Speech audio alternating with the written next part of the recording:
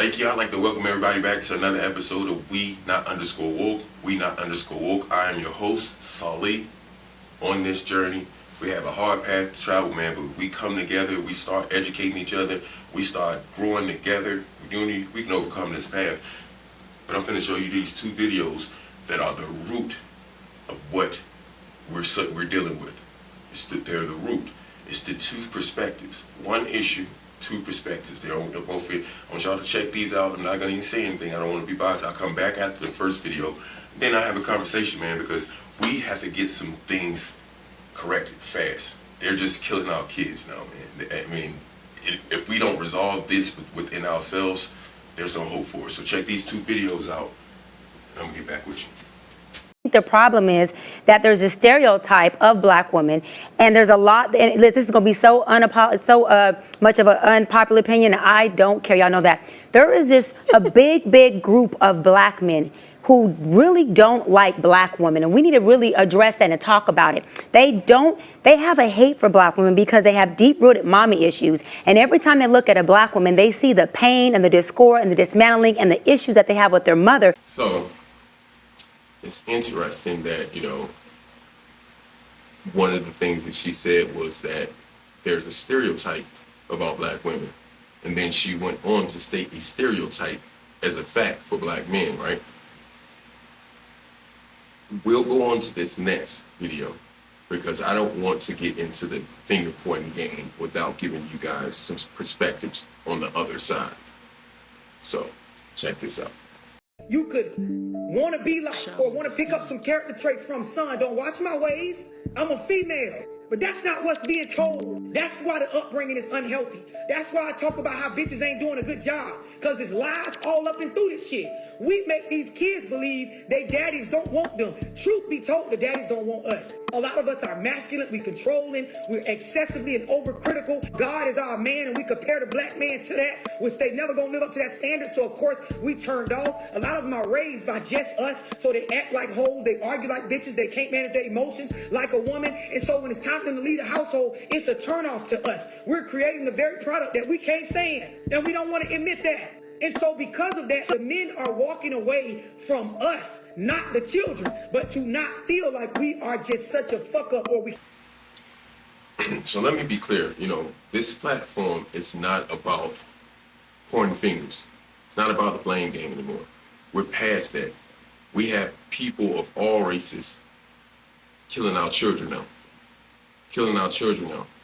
They see how easily you can get away with this. And this is time and time again, from George Zimmerman to Miss whatever got Chow, whatever his name is. It has to stop. But this isn't about pointing fingers at them. This is about addressing what we have going on within our families, within our households, within our community, most importantly, because that's how they're destroying us, through the division that's already there, that's been systematically created to affect us. So we get on these podcasts, we get on these platforms, and we have people that have these doctoral degrees and they have all these things, and they feel like that makes them an expert. They're no more of an expert than I am an expert. They have an opinion, they have a belief, and I have a belief, except mine's come with knowledge. Mine's come with actual deep research. I'm not pointing the finger and saying, well, men doing this and women doing that, and that's the problem. No. In the field that I work every day, there's something called root cause analysis. Root cause analysis asks 5 whys. After identifying the problem, which we have already identified the problem, we know what the problem is. We hear about the problem all the time. We hear about it from the people who created the system that created the problems. We hear about the crime rates. We hear about the underage pregnancy. We hear about the men not stepping up. We hear about the women being the true deadbeats. It's time to get past that and figure out why. Why is it this way? And I can tell you, even though that comment that she made was supposed to be a slight against black men as far as being mama's boys, mama's babies. They have deep-rooted mommy issues. It spoke volumes about what the truth is of the issue. Just as this other lady was telling her son, listen, don't do as I do. Don't do as I do. I haven't figured this out, but I know what I do as a woman isn't fitting for you to do. That's how we have so many of these boys grow up in these single mom households. They go out to the street and they end up getting killed because they couldn't just take the ticket from the officer. They couldn't shut the fuck up. They never heard you shut the fuck up. They hear how you address men. They hear how you address women. They know that you have a total lack of respect, and the only thing that they see as respect is when you beat their ass and you were doing all this screaming. That was what set the precedent for them to believe that they can do anything at any time, running their mouth, and they don't have to have any tact or understanding about what they do when they do it. They deal with their emotions. Real men don't deal with their emotions. Real black men can't afford to deal with their emotions. That's why so many kids dying in the street, so much black on black crime, because these kids don't know how to deal with their emotions. And yes, that is a mommy issue. Yes, men might have mommy issues. But let's not get it confused. Women have mommy issues too. All those daddy issues that are known for women to have when they grow up in single woman households, those are mommy issues. Mommy pushed that man out. Mommy had that rotation of men coming in and out of there. Mommy put that man in a position to do something to you. These are mommy issues. These aren't daddy issues alone. See, we have to take time and look at the situation. Look at our situation. I am a man who grew up as a boy in a single household, single mom household.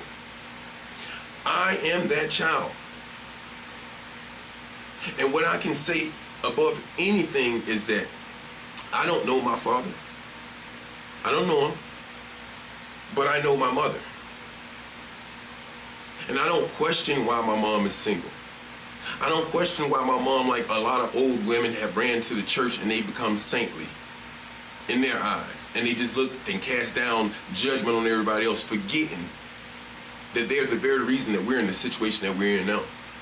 Because at every turn, the excuse has been made, I don't know. I didn't know. My mom didn't know how to teach us how to do that. I did. Okay, there's a lot of things that we don't know. So why don't we base our change, our growth off the things that we do know? I never wanted my daughter to be in a household where I wasn't present. I have custody of my daughter because of that. Because the same thing that gave me the mommy issues, the way that my mom acted, that's the same way I saw my sisters act. That's the same way my baby mom act. So, it's easy to say, oh, men have mommy issues, and that's why they hate black women. That's nonsense. Men may have mommy issues, and the reason that they treat you, and most of the women that they treat the way they do, is because they seen the behavior and the actions and the characteristics in you that they saw in their mom. And they knew that wasn't right for their father. And they know that isn't right for them because they strive like I do to be a better man than who my father may have ever been. That's the thing. We do so much finger pointing and blaming, we don't get down to the root cause of it. We don't ask, okay, the problem is black men are mommy's boys and they don't know how to treat women. They act emotionally because of everything that they saw going on with their mom. Okay, why is that? Why is that? Because we saw the emotional upheaval in that household. We saw that it was only violence in addressing issues. It wasn't no sitting down and discussing it. Well, baby, that wasn't that. And so even if we progress to the point that women are doing that now, instead of being physical disciplinarians, they sit down and they try to understand. How can you understand? How can you understand? How do you remove the emotions when that child say, I don't know why I like this, but I definitely miss my dad? Most women aren't gonna say, well, let me call your dad up. Let me see if you can go over there with him for a couple of months. Because he is your parent too. He is your father. No. They're going to say something more like, you're starting to act just like your dad. Hell no, they're going to say something more like that. And it's that they're going to create a greater division between you and your dad because you just made the decision that you miss your dad. Because for a lot of women in those situations, they create that environment to be all about them. They create the children to idolize them and love them, and they don't know the detrimental effect that has on children when you're trying to become friends with them and not trying to teach them and prepare them for going out into the world. If we ask why, and we ask all these other things, it'll all come back around for people who are looking for change and growth too. Why can't we get this right? Why can't we correct this? Well, one, this is a systematic thing. This isn't just something that happened by happenstance or just occurred overnight. This is a plan that was created well even before we were quote unquote free.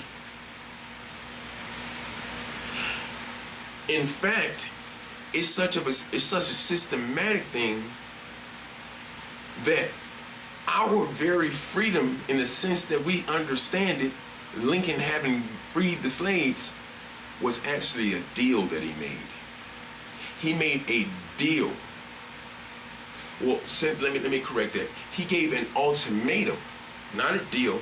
He gave an ultimatum to the Confederates that if they didn't rejoin the Union by a certain date, then he would free the slaves in the South. They didn't join the Union, and he freed the slaves. Let me say it again. The only reason that we were free, and I can prove this, that a year before, 1862, Lincoln turned down.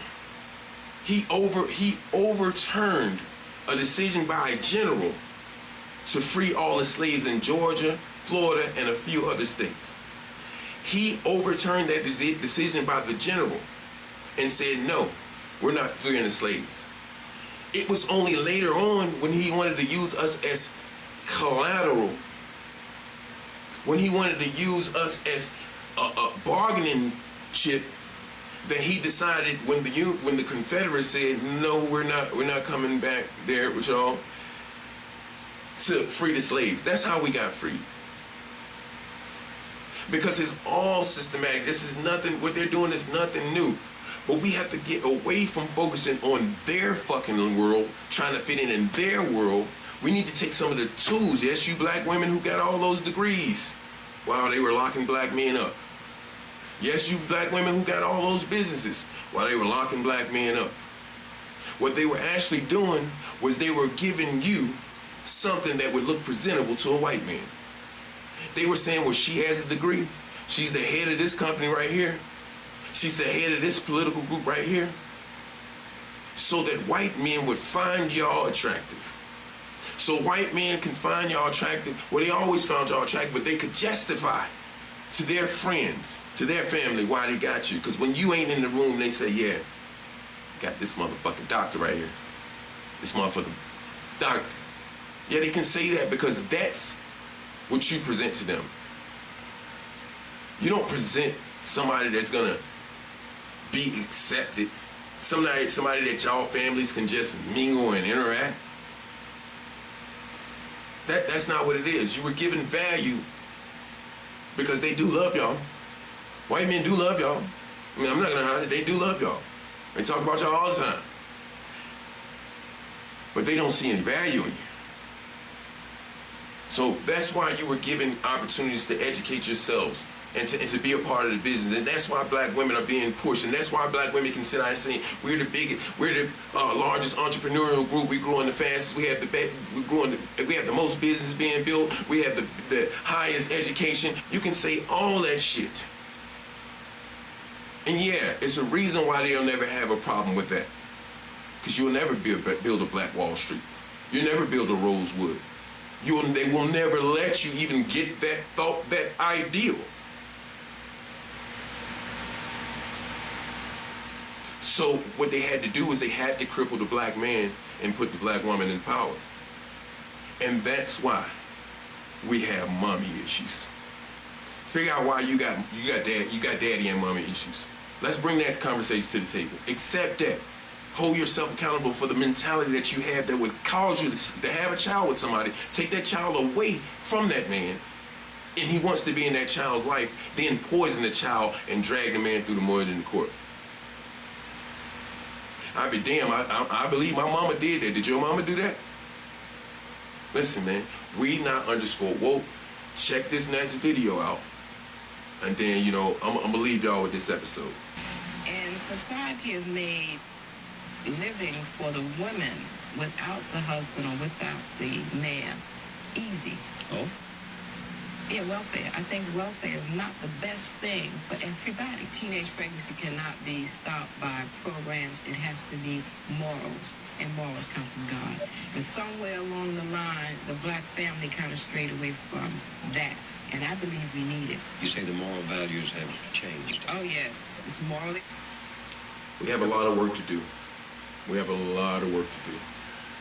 I don't know if I'll get monetized on this, doing this platform, but I'm not doing it for the money.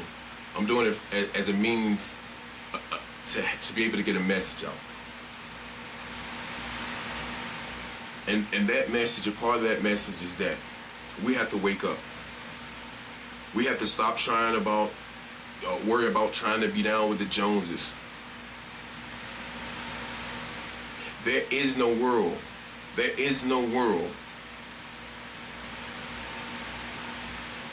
for the black people in the future if we don't correct it and build that world ourselves.